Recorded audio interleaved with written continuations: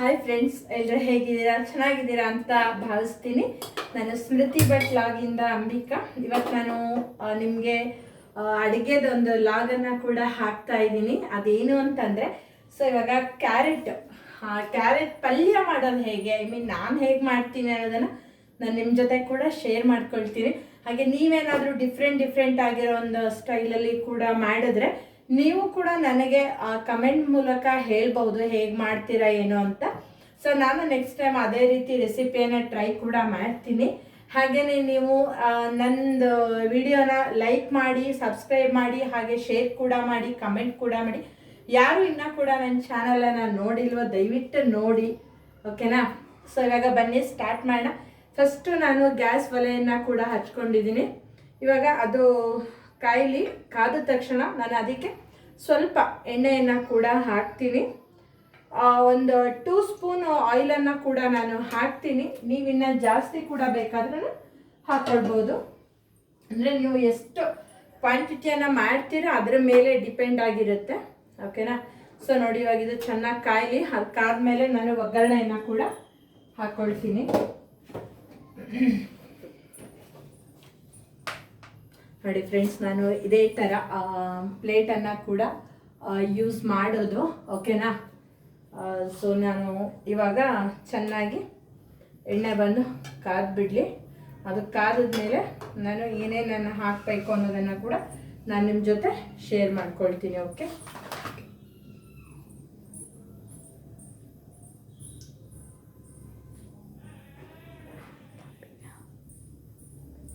ನೋಡಿ, ಇವಾಗ ತವಾ ಕೂಡ ಚೆನ್ನಾಗಿ ಕಾದಿದೆ, ಓಕೆನಾ? ಅದು ಕಾದ ಮೇಲೆ ನಾನು ಹಾಕ್ಕೊಳ್ತಾ ಇದ್ದೀನಿ.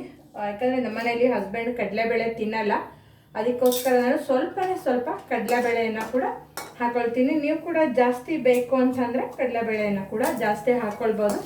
ಇದು ಸ್ವಲ್ಪ ಫ್ರೈ ಕೂಡ ಆಗಲಿ, ಓಕೆನಾ? ಅದು ಫ್ರೈ ಆಗ್ತಾ ಇದ್ದಂಗೆ ನೋಡಿ ನಾವು ನೆಕ್ಸ್ಟ್ ಇದಕ್ಕೆ ಆ್ಯಡ್ ಮಾಡ್ಕೊಳ್ಬೇಕು ಉದ್ದಿನ ಬೇಳೆಯನ್ನು ಕೂಡ ನಾವು ಹಾಕೋಬೇಕು, ಓಕೆ?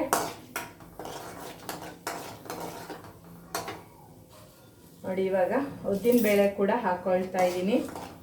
ಉದ್ದಿನ ಬೇಳೆಯನ್ನು ನಾವು ಹಾಕ್ಕೊಂಡ್ರೆ ಅದು ಕೂಡ ಚೆನ್ನಾಗಿ ಫ್ರೈ ಕೂಡ ಆಗಲಿ. ಉದ್ದಿನ ಬೇಳೆ ಕೂಡ ಚೆನ್ನಾಗಿ ಫ್ರೈ ಆಗಲಿ.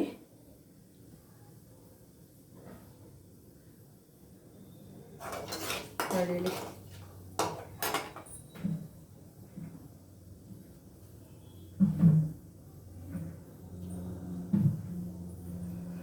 ಓಕೆ. ನೋಡಿ, ಇಲ್ಲಿ ಉದ್ದಿನ ಬೇಳೆ ಕೂಡ ಲೈಟಾಗಿ ಫ್ರೈ ಆಗ್ತಾ ಇದೆ. ಇದು ಫ್ರೈ ಆದಮೇಲೆ ನಾನು ಹಾಕ್ಕೊಳ್ತಾ ಇದ್ದೀನಿ ಸ್ವಲ್ಪ ಜೀರಿಗೆಯನ್ನು ಕೂಡ ಆ್ಯಡ್ ಮಾಡ್ಕೊಳ್ತಾ ಇದ್ದೀನಿ, ಓಕೆ? ಜೀರಿಗೆ ಆ್ಯಡ್ ಮಾಡ್ಕೊಂಡಿದ ತಕ್ಷಣ ಸ್ವಲ್ಪ ಸಾಸಿವೆ ಕಾಳನ್ನು ಕೂಡ ಹಾಕ್ಕೊಳ್ತಾ ಇದ್ದೀನಿ. ಇದೆಲ್ಲವೂ ಕೂಡ ಚೆನ್ನಾಗಿ ಫ್ರೈ ಮಾಡಿದ್ದೀನಿ. ಅದೆಲ್ಲ ಕೂಡ ಫ್ರೈ ಆದಮೇಲೆ ಇವಾಗ ನಾನು ಹಾಕ್ಕೊಳ್ತಾ ಇದ್ದೀನಿ ಹಸಿಮೆಣಸಿನಕಾಯಿನ ಕೂಡ ತೊಗೊಂಡಿದ್ದೀನಿ. ನಾವು ಜಾಸ್ತಿ ಖಾರವನ್ನು ಕೂಡ ತಿನ್ನಲ್ಲ, ಯಾಕಂತಂದರೆ ಮನೆಯಲ್ಲಿ ಮಗು ಇರೋ ಕಾರಣದಿಂದ ಖಾರ ಜಾಸ್ತಿ ಹಾಕಿದ್ರೆ ಅವಳು ಪಾಪ ತಿನ್ನಬೇಕಲ್ವಾ. ಹಾಗಾಗಿ ಸ್ವಲ್ಪ ಕರಿಬೇವಿನ ಸೊಪ್ಪು ಕೂಡ ಹಾಕ್ತಾ ಇದ್ದೀನಿ. ನೋಡಿ ಹೇಗೆ ಚಟಪಟ ಅಂತ ಇದೆ ಅಲ್ವಾ ಕರಿಬೇವು. ಅದಾದಮೇಲೆ ನಾನು ಹಾಕ್ಕೊಳ್ತಾ ಇದ್ದೀನಿ ಆನಿಯನ್, ಅಂದರೆ ಈರುಳ್ಳಿ ಕೂಡ ಹಾಕ್ಕೊಂಡು ಚೆನ್ನಾಗಿ ಅದೆಲ್ಲವನ್ನು ಕೂಡ ನೀಟಾಗಿ ಫ್ರೈ ಮಾಡ್ಕೊಳ್ತಾ ಇದ್ದೀನಿ, ಓಕೆ? ನೋಡಿ, ಕಾಣಿಸ್ತಾ ಇದೆ ಅಲ್ವಾ? ನಿಮಗೆ ಅಡುಗೆ ಮಾಡುವಾಗ ಫ್ರೆಂಡ್ಸ್ ಇದೆಲ್ಲ ಏನೂ ಸಿಡ್ಕೋಬಾರ್ದು. ಅದೇನಾದರೂ ಸಿಡಿತು ಅಂದರೆ ನಮ್ಗೆ ತುಂಬ ಒಂಥರ ನನಗೆ ಕಷ್ಟ ಆಗುತ್ತೆ. ನೋಡಿ, ಇಲ್ಲಿ ಆನಿಯನ್ ಕೂಡ ಚೆನ್ನಾಗಿ ಫ್ರೈ ಆಗಲಿ, ಓಕೆ?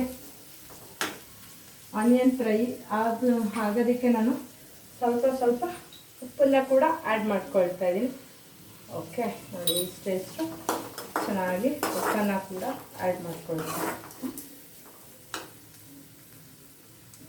ನೀವು ಕೂಡ ಖಾರ ಜಾಸ್ತಿ ಬೇಕು ಅಂತ ಅನ್ನೋರು ಕೂಡ ಖಾರವನ್ನು ಕೂಡ ಇನ್ನು ಜಾಸ್ತಿ ಆಗೋ ಕೂಡ ಹಾಕೋಬೋದು, ಅದೇನು ಪ್ರಾಬ್ಲಮ್ ಇಲ್ಲ. ಅದೆಲ್ಲ ನಾವು ಹೇಗೆ ತಿಂತೀವಿ, ಎಷ್ಟು ಜನಕ್ಕೆ ಮಾಡ್ತೀವಿ ಅನ್ನೋದ್ರ ಮೇಲೆ ಡಿಪೆಂಡ್ ಆಗಿ ಇರುತ್ತೆ. ನೋಡಿ ಚೆನ್ನಾಗಿ ಫ್ರೈ ಆಗ್ತಾ ಇದೆ. ಆಗಲಿ 1-2 ಮಿನಿಟ್ಸ್ ಬಿಡೋಣ. ಅದಾದಮೇಲೆ ನಾನು ಮಧ್ಯಾಹ್ನ ಏನು ಮಾಡಿದ್ದೀನಿ ಅಂತಂದರೆ ಇದು ನೋಡಿ, ಇದು ಬಂದು ಕ್ಯಾರೆಟ್. ಓಕೆ, ಇದು ಬಂದು ಕ್ಯಾರೆಟ್. ಸೊ ಈ ಕ್ಯಾರೆಟನ್ನು ಕೂಡ ನಾನು ಜಸ್ಟ್ ಉಪ್ಪನ್ನು ಹಾಕಿಬಿಟ್ಟು ಹಾಗೇ ಬೇಯಿಸಿ, ಅಂದರೆ ಕುಕ್ಕರಲ್ಲಿ ಬೇಯಿಸಿಟ್ಕೊಂಡಿದ್ದೆ. ಅದರದ್ದು ನೀರು ಕೂಡ ನಾನು ಬಸ್ತು ಬಿಟ್ಟಿದ್ದೀನಿ ನೋಡಿ. ಈ ಥರ ಪುಟ್ಟದಾಗಿ ಕಟ್ ಮಾಡಿ ಹಾಕ್ಕೊಂಡಿದ್ದೀನಿ. ಅದನ್ನು ಕೂಡ ನಾವು ಇವಾಗ ಇದ್ರ ಜೊತೆ ಆ್ಯಡ್ ಮಾಡ್ಕೊಬೇಕು.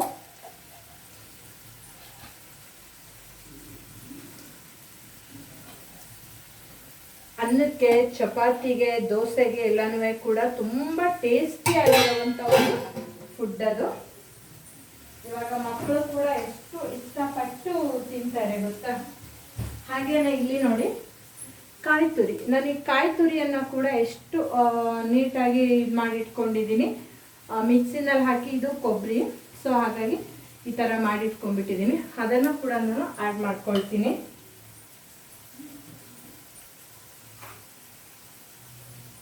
ಓಕೆ, ಇದು ಎಲ್ಲ ಆದಮೇಲೆ ನಮ್ಮದು ನೇಟಿವ್ ಬಂದರೆ, ಅಂದರೆ ನಮ್ಮ ತಾಯಿ ಮನೆ ಬಂದು ಶಿರಸಿ.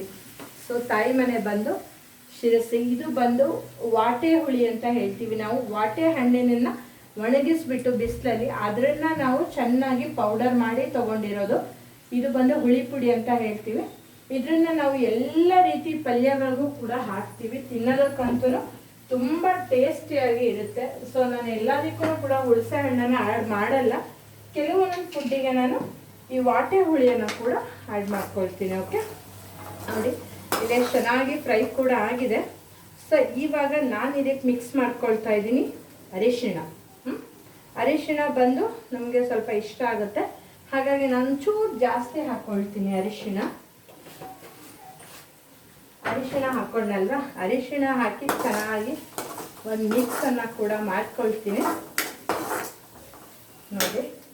ಅದಾದಮೇಲೆ ನಾನು ನಿಮಗೆ ತೋರಿಸಿರುವಂತಹ ಹುಳಿ ಪುಡಿ, ಅಂದರೆ ವಾಟೆ ಹುಳಿಯನ್ನು ಕೂಡ ನಾನು ಜಸ್ಟು ಈ ಥರ ಆ್ಯಡ್ ಮಾಡ್ಕೊಂಡಿದ್ದೀನಿ. ಸ್ವಲ್ಪ ಹಾಕ್ಕೊಂಡಿದ್ದೀನಿ, ಯಾಕಂದರೆ ಜಾಸ್ತಿ ಹಾಕ್ಕೊಂಡ್ರೆ ಜಾಸ್ತಿ ಹುಳಿ ಬಂದುಬಿಡುತ್ತಲ್ಲ, ಹಾಗಾಗಿ. ಅದಾದಮೇಲೆ ನಾನು ನಿಮಗೆ ತೋರಿಸಿರುವಂತಹ ಒಂದು ಕ್ಯಾರೆಟನ್ನು ಕೂಡ ಹಾಕ್ಕೊಳ್ತಾ ಇದ್ದೀನಿ ನೋಡಿ. ಕ್ಯಾರೆಟನ್ನು ಈ ಥರ ಎಷ್ಟು ನೀಟಾಗಿ ಕಟ್ ಮಾಡಿ ಬೇಯಿಸಿಟ್ಕೊಂಡಿದೆ. ನಾವು ಬೇಯಿಸೋವಾಗ ನೀರನ್ನು ಕೂಡ ಹಾಕ್ಕೊಬಾರ್ದು. ನೀರನ್ನು ಹಾಕ್ಕೊಂಡ್ಬಿಟ್ರೆ ಅದು ಟೇಸ್ಟು ಚೆನ್ನಾಗಿ ಬರೋದಿಲ್ಲ. ಸೊ ಹಾಗಾಗಿ ನೋಡಿ, ಈ ಥರ ನಾನು ಎಲ್ಲವನ್ನ ಕೂಡ ಒಂದು ಮಿಕ್ಸನ್ನು ಕೂಡ ಕೊಟ್ಕೊಳ್ತಾ ಇದ್ದೀನಿ. ಈ ಥರ ಚೆನ್ನಾಗಿ ಒಂದು ಮಿಕ್ಸ್ ಮಾಡಿದ್ಮೇಲೆ ನಾನು ನಿಮಗೆ ಆಗಲೇ ತೋರಿಸ್ತಿರೋ ಥರ ಕಾಯಿಯನ್ನು ಕೂಡ ಹಾಕೋಬೇಕು. ಇದು ಕೊಬ್ಬರಿ ಆಗಿರೋದು ನಾನು ಈ ಥರ ತುರಿದ್ಬಿಟ್ಟು ಈ ಥರ ಮಿಕ್ಸಿ ಮಾಡಿ ಇಟ್ಕೊಂಡಿದ್ದೀನಿ. ಸೊ ನೀವು ಕಾಯಿಯನ್ನು ಕಡಿಮೆ ಯೂಸ್ ಮಾಡ್ತೀರಲ್ಲ, ಕಾಯಿ ತಿನ್ನೋದೇ ಇಲ್ಲ ಅಂತಾದರೆ ನೀವು ಇದಕ್ಕೆ ಕಡಲೆ ಬೀಜದ ಪೌಡರನ್ನು ಕೂಡ ಹಾಕೋಬಹುದು. ನೋಡಿ ಎಷ್ಟು ಚೆನ್ನಾಗಿದೆ ಅಂತ. ಈ ಥರ ನೀವು ಫುಲ್ ಮಿಕ್ಸ್ ಮಾಡಿಬಿಟ್ರೆ ದಿಢೀರಂತ ಇವಾಗ ಮಕ್ಕಳು ಸ್ಕೂಲಿಗೆ ಹೋಗ್ತಾರೆ ಅನ್ನಂಗಿದ್ರೆ ಅವರಿಗೆ ನಾನು ಡಿಫ್ರೆಂಟಾಗಿ ಮಾಡಿಕೊಡೋಣ ಅಂತ ಅಂದರೆ, ಇಲ್ಲ ಯಾವಾಗಲೂ ತುರಿದೇ ಮಾಡಬೇಕು, ತುಂಬ ಟೈಮ್ ತೊಗೊಳುತ್ತಲ್ವ. ಸೊ ಇದಕ್ಕೆ ಟೈಮ್ ಕೂಡ ತೊಗೊಳ್ಳಲ್ಲ, ನಾವು ತುಂಬ ಬೇಗನೆ ಮಾಡ್ಬೋದು ಈ ರೆಸಿಪಿಯನ್ನು ಕೂಡ.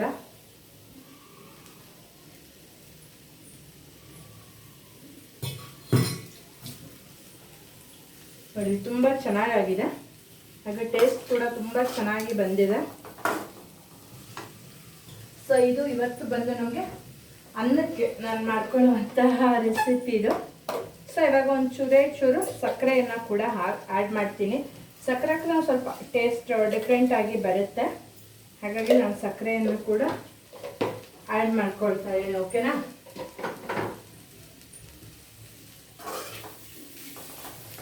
ಸಕ್ಕರೆಯನ್ನು ಕೂಡ ಈ ಥರ ಆ್ಯಡ್ ಮಾಡ್ಕೊಂಡಿದ್ದೀನಿ. ಸೊ ಇದೆಲ್ಲವನ್ನು ಕೂಡ ನಾನು ಈ ಥರ ನೀಟಾಗಿ ಒಂದು ಮಿಕ್ಸನ್ನು ಕೂಡ ಮಾಡ್ಕೊಂಡಿದ್ದೀನಿ. ಓಕೆ, ಸೊ ತಿನ್ನೋದಕ್ಕಂತೂ ತುಂಬ ಟೇಸ್ಟಿ, ತುಂಬ ಚೆನ್ನಾಗಿರುತ್ತೆ. ನಮ್ಮ ಮನೇಲಿ ನಾನು ಈ ಥರ ಕ್ಯಾರೆಟ್ ಪಲ್ಯ ಮಾಡಿದ್ರೆ ಮನೆಯವ್ರಿಗೂ ಕೂಡ ಇಷ್ಟ ಆಗುತ್ತೆ, ಹಾಗೆ ನನ್ನ ಮಗಳಿಗೂ ಕೂಡ ತುಂಬ ಇಷ್ಟ ಆಗುತ್ತೆ. ಖುಷಿಯಿಂದ ಊಟ ಮಾಡ್ತೇವೆ. ಮಕ್ಕಳು ಗೊತ್ತಲ್ಲ, ಡೈಲಿ ಒಂದೇ ಥರ ವೆರೈಟಿ ಮಾಡಿದ್ರೆ ಅವ್ರಿಗೂ ತಿನ್ನೋದಕ್ಕೆ ತುಂಬ ಕಷ್ಟ ಆಗಿಬಿಡುತ್ತೆ. ಅವ್ರಿಗೆ ಎಷ್ಟು ಚೆನ್ನಾಗಿ ಬಂದಿದೆ. ಓಕೆನಾ. ಸೊ ಈ ಥರ ಕ್ಯಾರೆಟ್ ಪಲ್ಯ ರೆಡಿ ಟು ಈಟ್. ನೀವು ಬನ್ನಿ ನಮ್ಮ ಮನೆಗೆ. ಇವತ್ತು ನೈಟ್ ಊಟ ಹೇಗಿರುತ್ತೆ ಏನು ಅಂತ ನೀವು ಕೂಡ ತಿಂದು ಆ ಟೇಸ್ಟನ್ನು ಹೇಳಿ. ಹಾಗೆಯೇ ನೀವು ಕೂಡ ಹೇಗೆ ಮಾಡ್ತೀರಾ ಏನು, ಅಥವಾ ಇದ್ರಿಗಿನ್ನ ಡಿಫ್ರೆಂಟಾಗಿ ಮಾಡ್ತೀರಾ ಏನು ಅನ್ನೋದನ್ನು ಕೂಡ ನನ್ನ ಜೊತೆ ಶೇರ್ ಮಾಡ್ಕೊಳ್ಳಿ. ಹಾಗೆ ನಾನು ಮಾಡಿರೋವಂಥ ವಿಡಿಯೋ ನಿಮಗೆ ಇಷ್ಟ ಆಯಿತು ಅಂತಂದರೆ ದಯವಿಟ್ಟು ಲೈಕ್ ಮಾಡೋದು ಮತ್ತು ಶೇರ್ ಮಾಡೋದನ್ನು ಕೂಡ ಮಿಸ್ ಮಾಡಬೇಡಿ. Okay, thank you for watching. Bye.